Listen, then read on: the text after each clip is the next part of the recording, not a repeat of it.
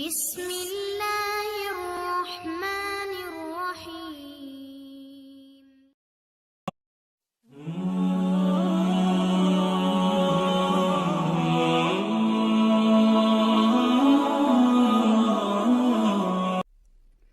اللہ تعالیٰ نے جتنی بھی مخلوق کی تخلیق فرمائی ہے سب بے حد خوبصورت ہیں، چاہے وہ انسان ہو یا کوئی اور جاندار۔ ویسے اگر جانداروں میں دیکھا جائے تو مور ایک ایسا جاندار ہے جو سب سے زیادہ خوبصورت ہے، لیکن کیا آپ کو یہ بات معلوم ہے کہ اللہ تعالیٰ نے مور کو جنت سے کیوں نکالا؟ اور آپ لوگوں کو یہ بھی معلوم ہے کہ اللہ تعالیٰ نے حضرت آدم اور بی بی حوا کی تخلیق کے بعد ان دونوں کو جنت میں بھیج دیا تھا، لیکن ان کو ایک خاص درخت کے پاس جانے سے منع بھی فرمایا تھا، اور وہ لوگ اس درخت کے پاس سے دور ہی رہتے تھے، اور شیطان یہ چاہتا تھا کہ وہ اس درخت کا میوہ کھا لیں اور اللہ تعالیٰ کے نافرمان ہو جائیں۔ اس کے لیے اس نے 300 سال تک جنت کے دروازے کے باہر بیٹھ کر گزارے، لیکن کوئی بھی جنت سے باہر نہ آیا۔ ایک دن اچانک مور جنت سے باہر آ گیا، اور شیطان اس کو دیکھتے ہی خوش ہو گیا اور اس کو کہنے لگا کہ اے خوبصورت پرندے، تم کون ہو؟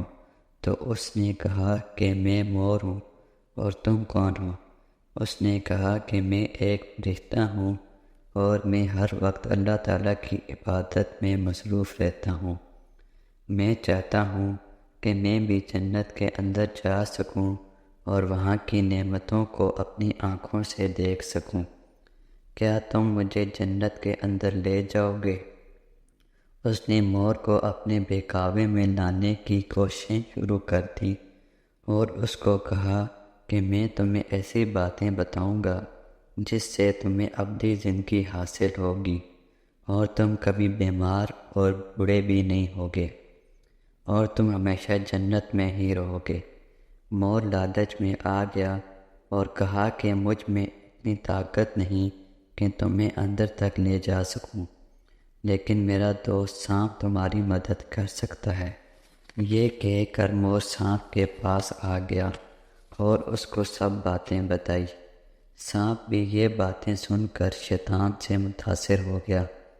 سانپ شیطان کو اپنے منہ میں چھپا کر جنت کے اندر لے آیا، اور اس طرح شیطان اپنی چال میں کامیاب ہو گیا۔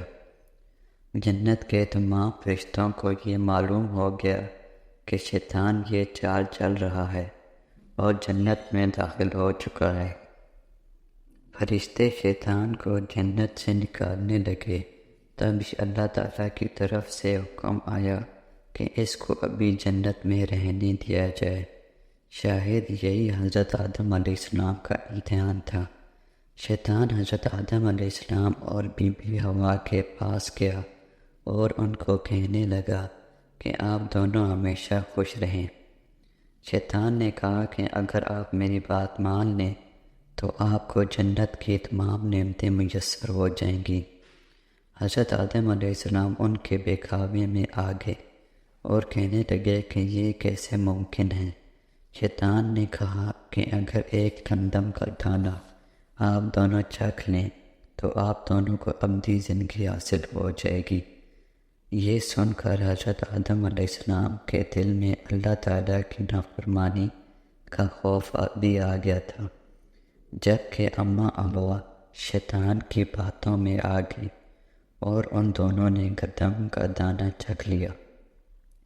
یہ دیکھ کر اللہ تعالیٰ نے فرشتوں کو حکم دیا کہ حضرت آدم علیہ السلام کو سری لنکا کے قریب زمین پر اتارا جائے اور اماں حوا کو جدہ کی زمین پر اتارا جائے۔ جن خوبصورت پاؤں سے چل کر مور شیطان کو اندر لے کر آیا تھا، وہی خوبصورت پاؤں اللہ تعالیٰ نے مور سے لے لیے، اور سانپ کو بھی جنت سے نکال دیا گیا۔